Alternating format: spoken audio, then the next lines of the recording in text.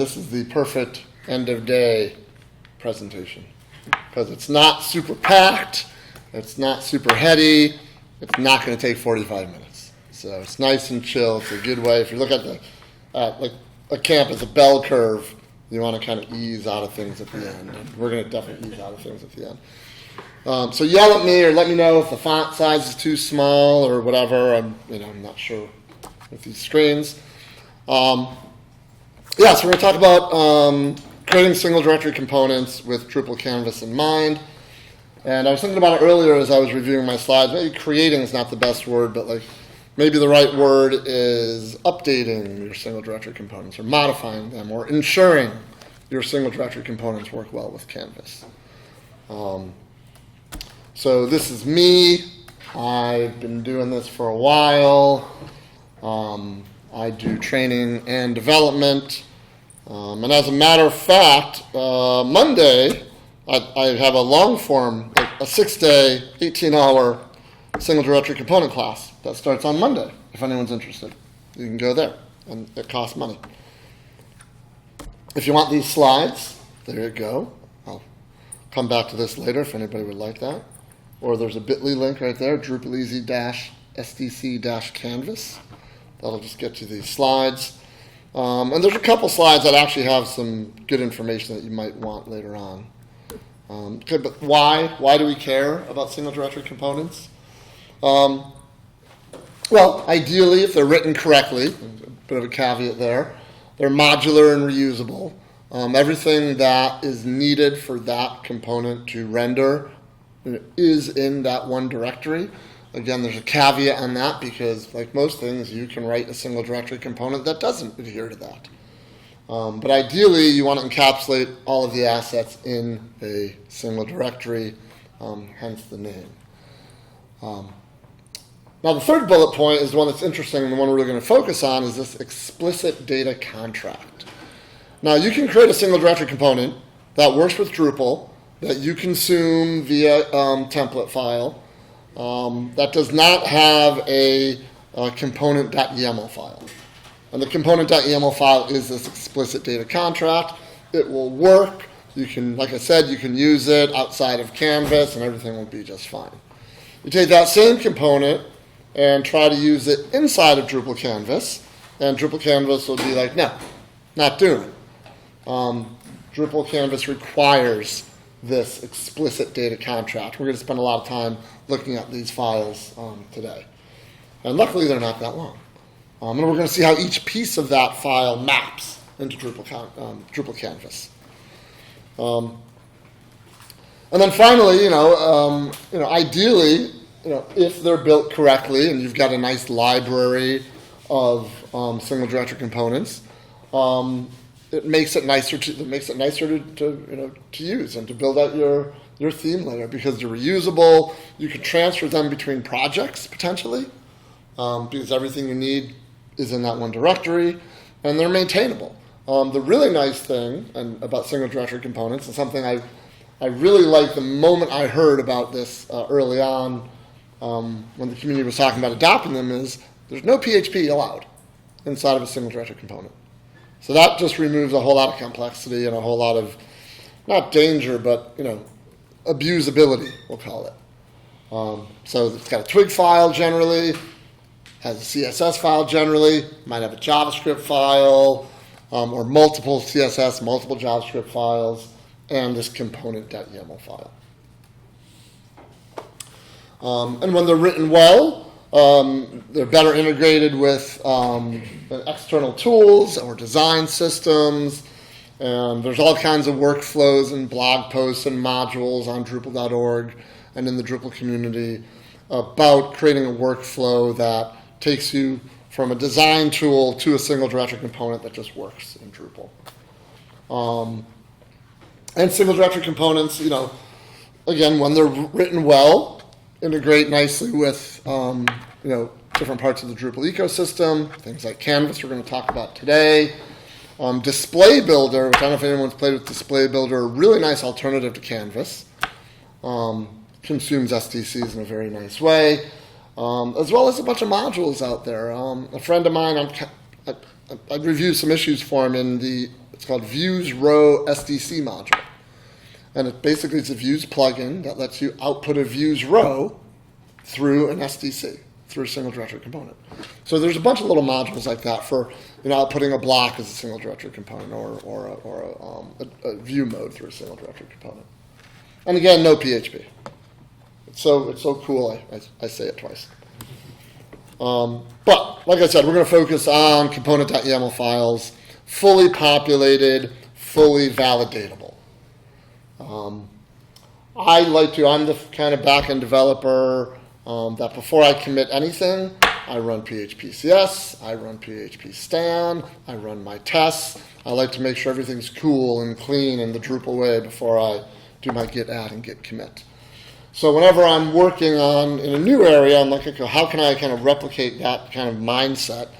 And single directory components, there is a tool that we can use. I'll show you to validate a single directory component.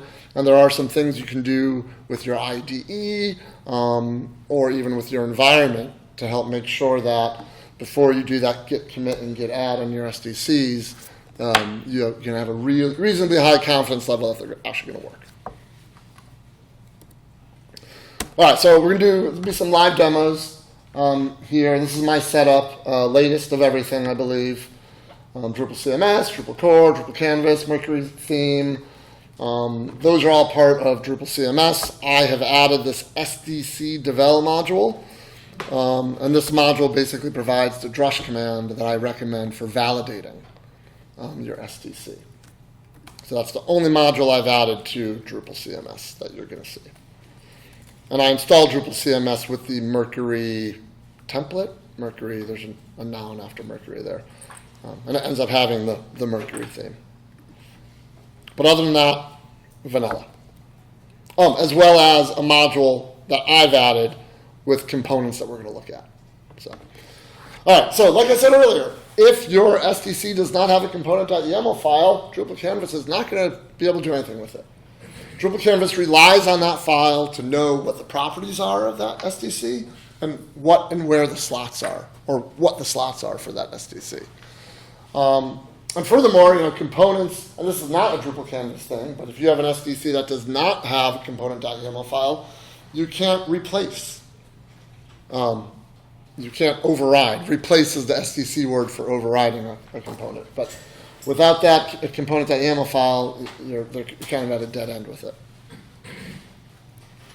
Now, that being said, I will say there's a lot of SDCs in the wild, even in, I'll say popular contrib themes, base themes, that are not fully validatable, that are not fully encapsulated, that don't follow a lot of these rules, and therefore they're not really ready for Drupal Canvas yet.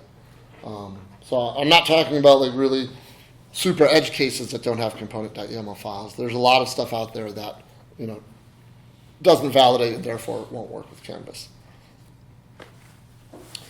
All right, so validatable SDCs, you can do this a couple different ways.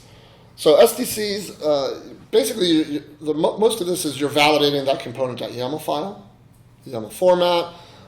It does have a JSON schema file that's part of Drupal core, and it's relatively straightforward to configure. And I'm going to talk about PHP Storm and VS Code because I think that covers about 95% of Drupal developers.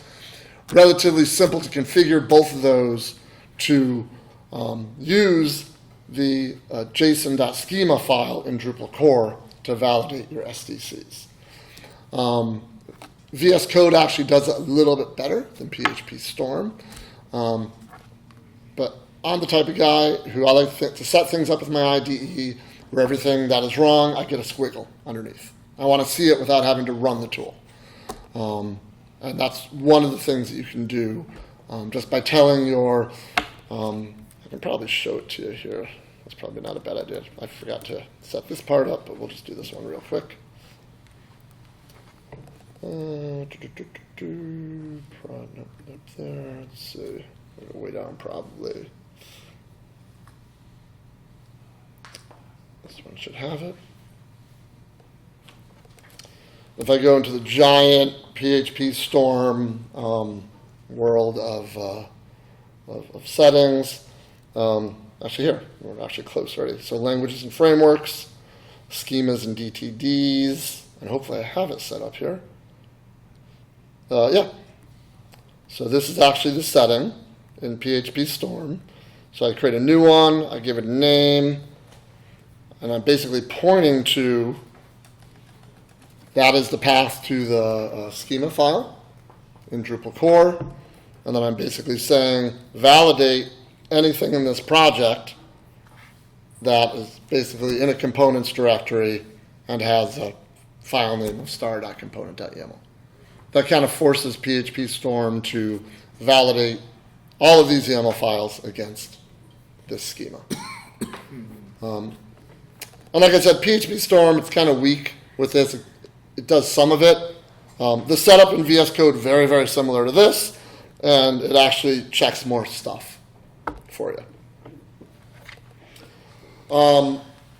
If you use Drupal core dev dependencies in your project, and you have Zend assertions equals 1 in your php.ini, then you will also get warnings when you're using your SDCs, or when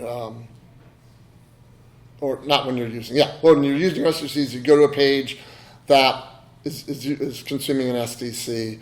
If it's got bad schema, it will actually throw an error. If you use ddev, Zend assertions equals 1 is the default. So if you're using ddev and you're using core dev dependencies, you're already ready to go with that. So that's 2 levels of checking that you got. I actually really like this one. SDC develop module, I'll do a demo of this. Gives you a new drush command, drush SDCV. This is like the PHP stan tool for SDCs. And the one thing that this does that's really nice is that it does more than just locate your component.yml file. It compares your props and slots in that component.yml file with your props and slots variable names in your twig file, and make sure it's a one-to-one matchup. Make sure that there's no additional variables here that don't have an entry in the component.yml file, and make sure that everything in the component.yml file is showing up in your twig file. And then the last thing that you can do is in your theme, you can, in the info.yml file, use enforce prop schemas true, which I don't see as much as I would like to in themes. I actually looked in Mercury earlier today, and Mercury isn't using it, but this, if you have this, it'll throw an error if your schema is wrong. So I kind of like this one as well, to be honest with you. So that's kind of 4 angles that you can get at to make sure that your SDCs are validating and your component.yml is good. Are these all whenever you're doing local development? Yeah, local, but I mean, I don't use the word local anymore. Personal development, because it could be cloud-based, but yeah. Okay. Yeah, generally you want to do this stuff before the commit. The enforce prop schemas, that's going to be a property of your theme, so that's going to be with you no matter where you are, but everything else is pretty much before the commit. Okay. Yeah. Okay, first things first, and this is actually a really big pet peeve of mine, don't rely on context for props and slots. So what does that mean? That basically means that you want to make sure your single directory components work with context false or only. What does that mean? Well, it means if you are, this is just a template file, but I'm going to focus in on this little area. We'll just look at this top area first. So this bit of twig is basically just setting some content, setting a variable. And then this is actually where we're calling the single directory component. We're setting the color property, we're setting the dismissible property, and then we're setting the content slot. So that just ties back to this. So the content of the slot is just going to be that. The important bit is this, with context false. And basically what that means is you want that. That basically means that this SDC is not going to have access to any other variables from that template file. So if we are up here and we have something like set blah equal to rad, with context equals false means that the variable blah is not going to be available to that SDC. If we get rid of this, then blah becomes a variable that's available inside that SDC, which kind of, in my opinion, defeats the purpose of the SDC because it's no longer fully encapsulated. There are base themes, well-used contributed base themes out there that, they kind of depend on contextual variables being able to leak into the SDCs.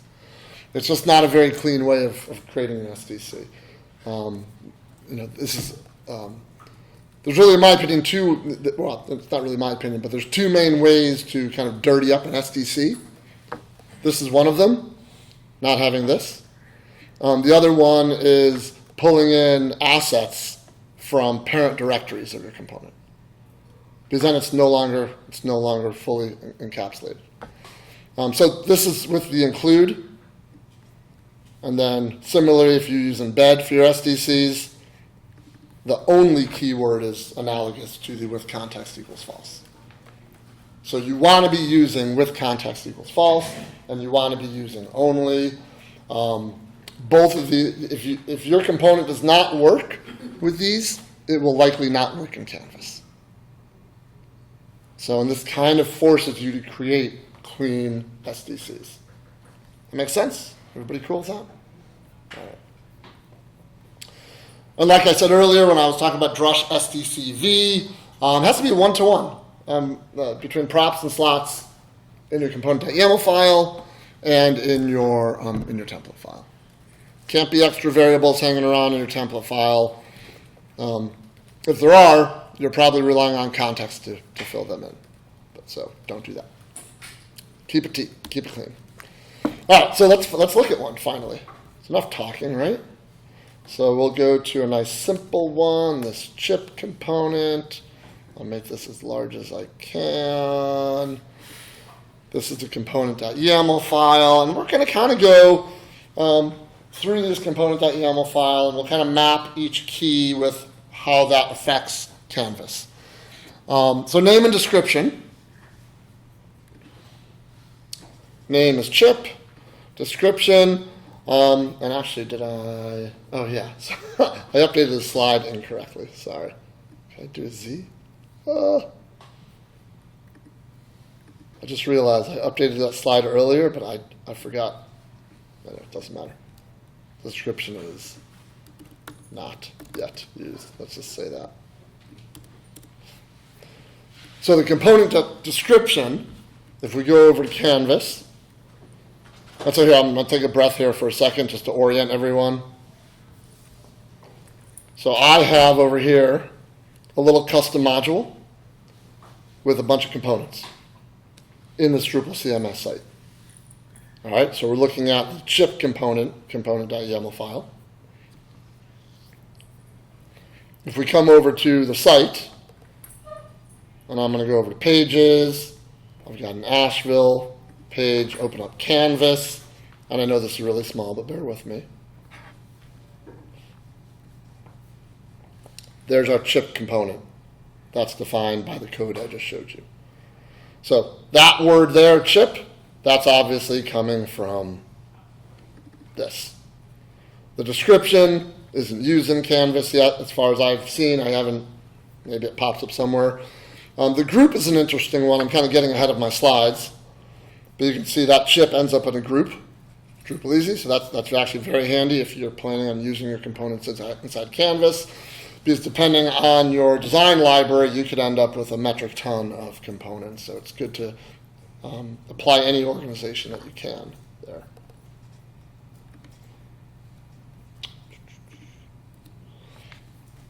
All right, so the status key, there's 4 potential values for status: stable, experimental, and deprecated. If your component has a status of one of those 3, Canvas will still show it. But if you set the status to obsolete, it will not be shown. And we'll talk about that in a second.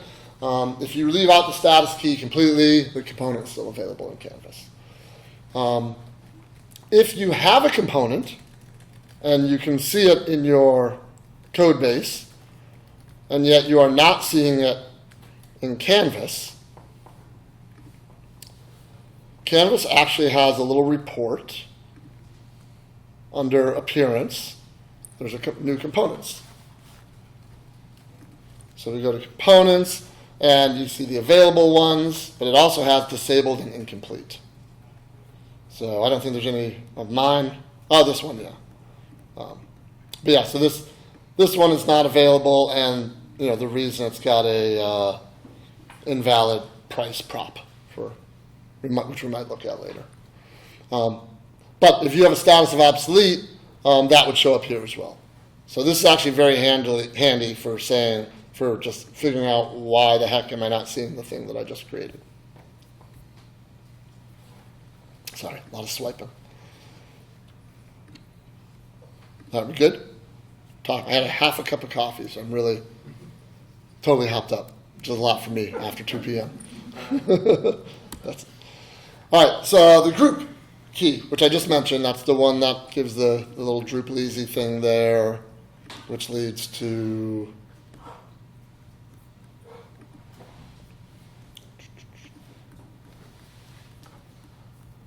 the folder right there. So this is interesting, because if I were to go, and I'm not going to do it because I've wasted enough time in previous times I've given the session doing this. So I've learned to streamline this part. If you change the group after that component has already been brought in, it's not going to be put in your new group. You actually have to uninstall and reinstall the module in order for that to happen. That's the fourth bullet point down. The group key is not easily changed, as it is used as the default value in Canvas. So when you initially enable the module or the theme that has those components, Canvas looks at the group that component's in and puts it in the right group. At that point, Canvas owns the group. Your component.yml file is just used as like the seed value. What you can do is you can come here and you can rename the group here, but you can't rename the group in your component.yml file without uninstalling the component and reinstalling the component. So that's a little gotcha for you. Where am I? And if you don't include the group key, there's a catch-all other group that you're gonna see. Variants, which are a thing in SDC, added in 11.2, not yet supported in Canvas. What's up, Kyle? Going back to group, you can also move the component to a different group through Canvas. Yeah, you can drag and drop it. Yeah. So we can do. But there is a config that would match to that. But that wouldn't be the seed YAML. Yes. YAML. The config once it's enabled, the config for where that SDC lies is now in Canvas and not coming from the component.yml file. Yeah, so just move this one. I'll move it down there. Yep. So as you dragged and dropped it, it's not changing the It's not changing the component.yml file. I'm assuming it's changing the config in the active store, and when you export it, then it will have it. Well, yeah, it's changing the config in the active store, but not the active. But this is not. When you do the export. This is not configuration. This is not. Oh yeah. Yeah. This is not. Yeah. Okay. Yes. Yeah. So it's saved somewhere in the config system, but it's not. It's not this. That's where it'll trip you up. Why is this? But then you can start imagining. Okay. Yeah. This is just a seed value. Yeah. Got it. Yeah.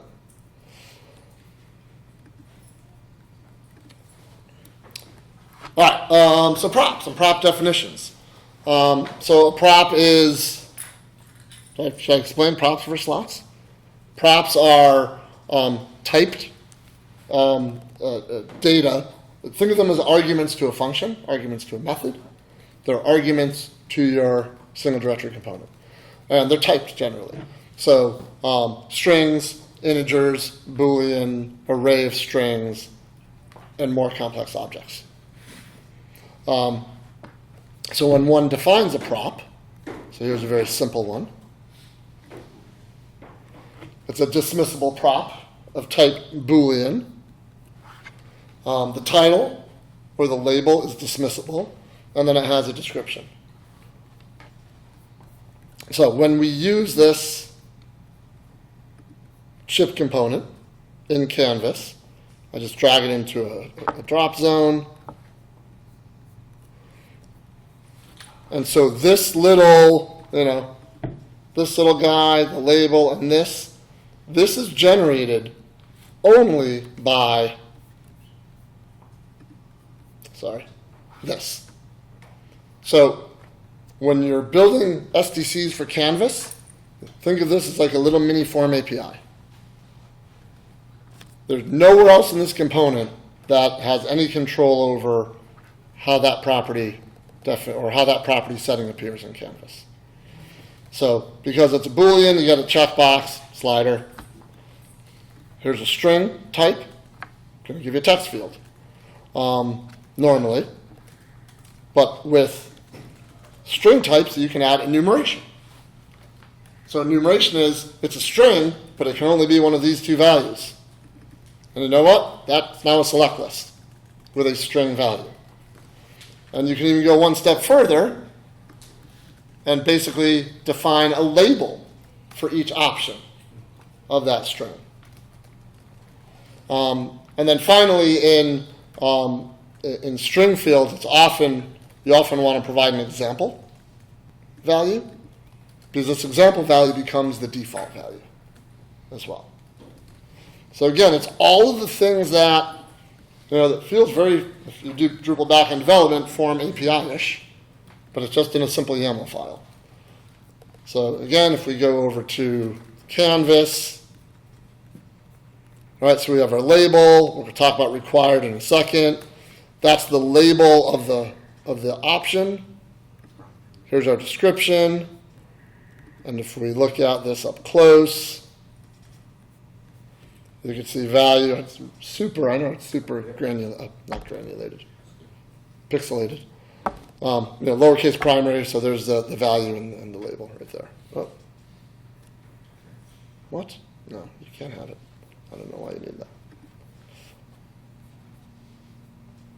All right, so we'll look at a couple more component.yml files here. So here is just a bunch of string. This is for a VIP card, like a person card. So initials, name, these are all strings. So that one's kind of boring. Card maybe? String, yeah, so here is a number.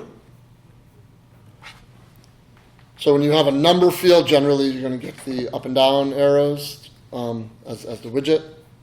So this is, I think card was the one that wasn't working though. So let me, yeah, see how card doesn't show up? And earlier when we were looking at the report under unavailable, card was the one. It's just a figure, that's a good one. Figure's got a lot of good stuff in here. Yeah, here's the one I wanted to show you.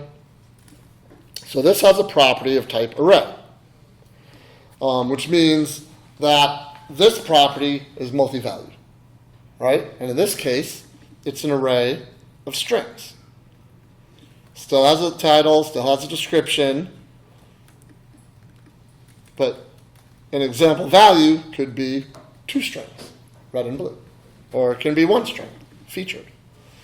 When you provide multiple examples, so that's the first example, that's the second example, the first example, or the 0th example, becomes the default value. So both of these are they're exactly the same kind of shape, an array of strings, figure classes, figure caption classes. And if we look at how that appears,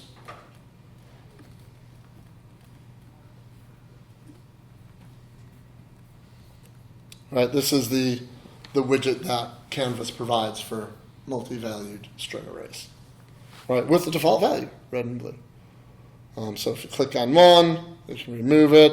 For a long time, this interface was just didn't really support arrays of strings. I want to say 1.6 of Canvas is where all that got ironed out, and it's pretty nice now. All right, where are we on time? Half hour in, man. Time flies when I'm presenting. All right. Required. Let me just show you one more. One more. We got to go back to the card component. Where was it? Chip. Yes. So in your array of props, you can list which of those props are required. They get the little red asterisk, and it's validated by Form APIs. Not by Form APIs, by Canvas as well. We talked about type, string, number, integer, boolean. 1.4, array support finally was working. And then we have objects.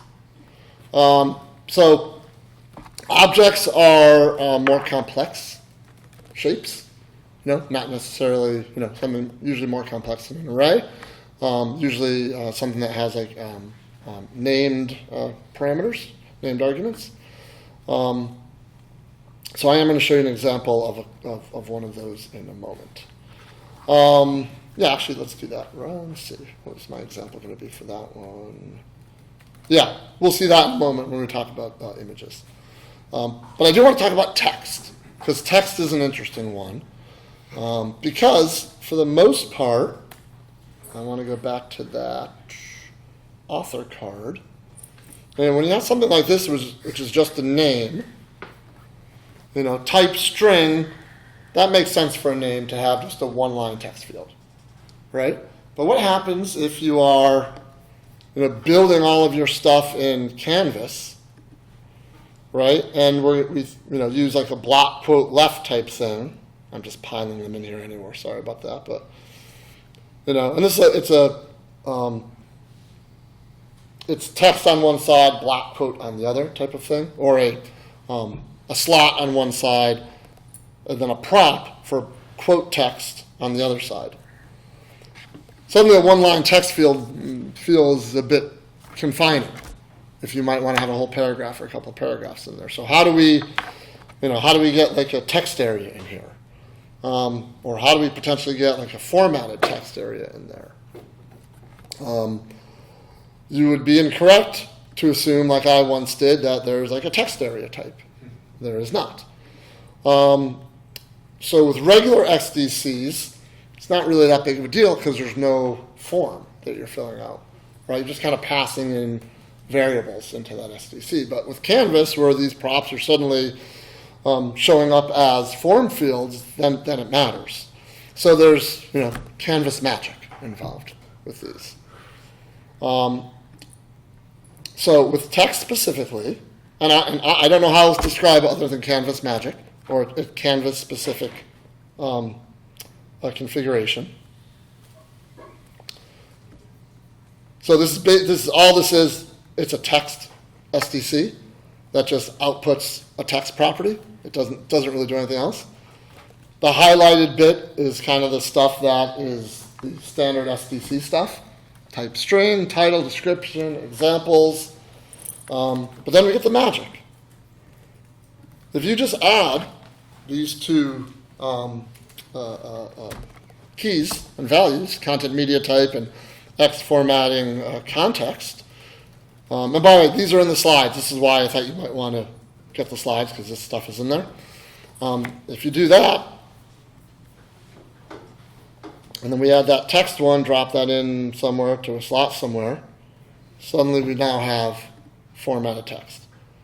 And yes, it's still kind of small, but you get the idea, right? I think it actually, does it expand? I think it does expand, right? Let's just try it, make sure I'm not lying. Yeah. So, there you go. So that's that. After the / the HTML, that's the text format. So then you could specify. No. No.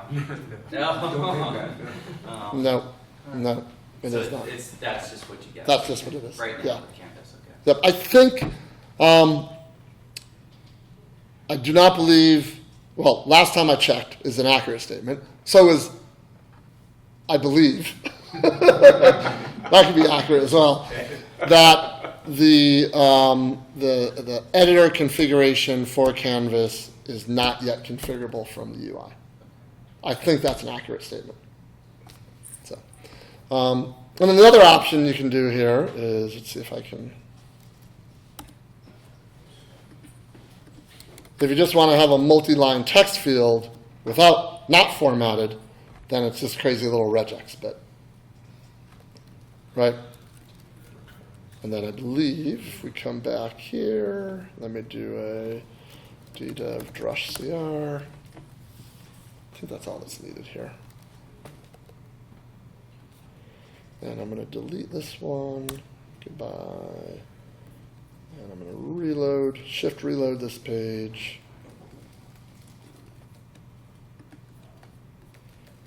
Bring it back in, drop it somewhere. Yeah. Now it's just plain text. Right. All right, so that's that one. Let me delete. Canvas defines two custom editor formats that you can change. Can you change them via? Yeah, they're just normal WYSIWYG formats. But where would I assign it? Can I assign it? No, they define their own. So if you go structure, content authoring, text formats. Right. Yeah. But can I somehow say, oh, I want this SDC to use this format and some other SDC? Okay, Yeah. so I've got to pick which one. Mm-hmm. Okay, thank you. So theoretically, if I go, not theoretically, because I'm actually going to do it. So actually, if we do, will I see it? Yep. So how do I choose? All right, you know what? Rabbit hole. Run away. Rabbit hole. All right. I don't know if I knew this. Yeah, I can't do letting you know they're there, but that's it. Hands off. All right. All right. Yeah, so images. Get rid of all these. So let's say we've got like this 2-column layout here. I don't know why that's probably just poor CSS on my part. Yeah, I wonder why that's suddenly not. Anyway, let's say I want to put an image in one of these, right? I would need either a prop for an image, or I would need some component over here. I mean, there's an image component here. It's probably going to use the same trick that I'm using, but I need some way to get content and image content into one of these slots. And again, there's some Drupal, some Canvas magic for that as well. So again, I've got a very simple image SDC over here, and this is where we're going to talk about object types. All right, so this image property, it's not a string, not an array, it's more complex. It's a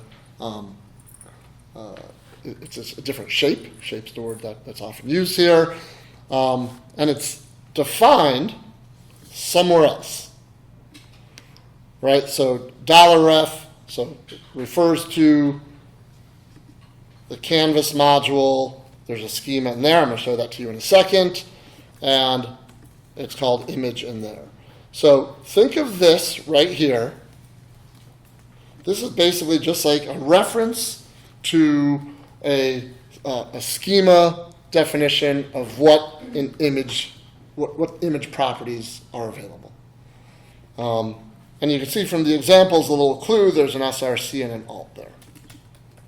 But if you use this somewhere in the bowels of Canvas,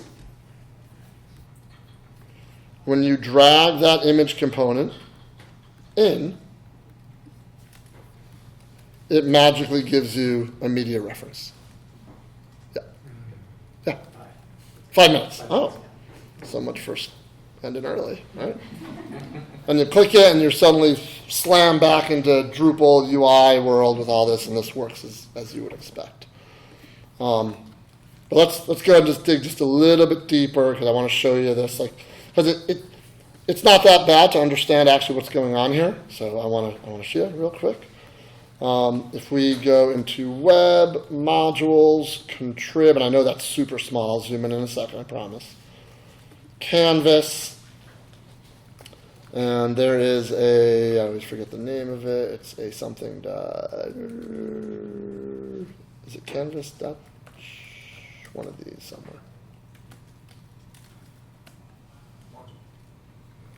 No. It's on the top row, and I always forget the name. Oh, schema. Schema.json. That makes sense, right? So you go into schema.json file, right? And this is basically just a bunch of shapes, right? And notice title, type, enum, meta enum, all the things I just showed you. Search for image. There's the image shape. So what does that image object shape have? It has an SRC that refers to something else, right? But here, these are all much easier because these are just strings. So these are exactly the same thing I showed you in the simple chip component and stuff, right? So it's basically just a way of defining a shape and then being able to reuse that in a lot of different places, right? And this image URI it's somewhere close by. I think it's right above. Where is it? Image URI. Yeah, there it is. So it's literally just a string. And actually, this is probably the Canvas magic because it's that content media type that knows to trigger the media reference stuff there. So you can use this pattern yourself and create your own schema file for reusable shapes. Right? If you've got some property that you want to reuse in 13 different components, just put it in a schema file and just refer to it from your component.yml file. All right, let's wrap things up here. Slots are, simple little animals. Really, just the title is the only thing that's used, and we saw that, right? That's the title of the slot, where the machine name is.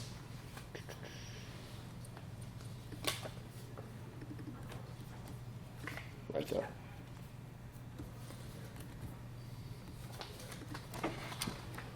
I'll put this back up in a second. Let me just show you one last thing, because I promised. Make that super big. Clear.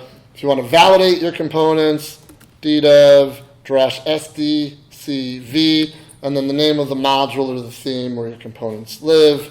Drupal Easy SDC. Was it demo? Jeez. Yeah, that was right. I know the name of the module I wrote. And mine are all passing. But I'll tweak one real quick to show you what happens if it doesn't pass.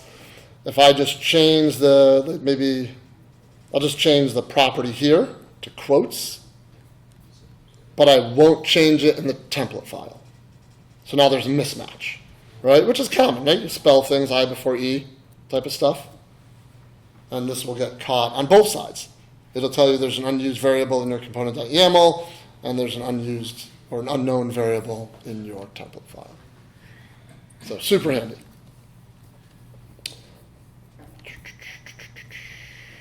All right, so just a couple links there if you're interested.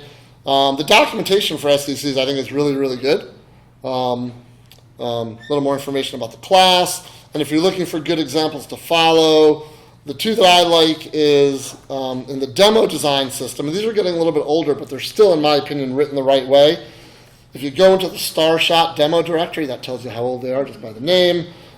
It's actually a pretty good set of SDCs. And then the folks at DripYard, Mike and Andy, they have made some really nice SDCs. You have to pay for those, though, so sorry about that. And I will end by putting this back up here if you want these slides. Thank you very much. Let's all go watch the World Cup. All right, any questions? Good? All right. Thank you.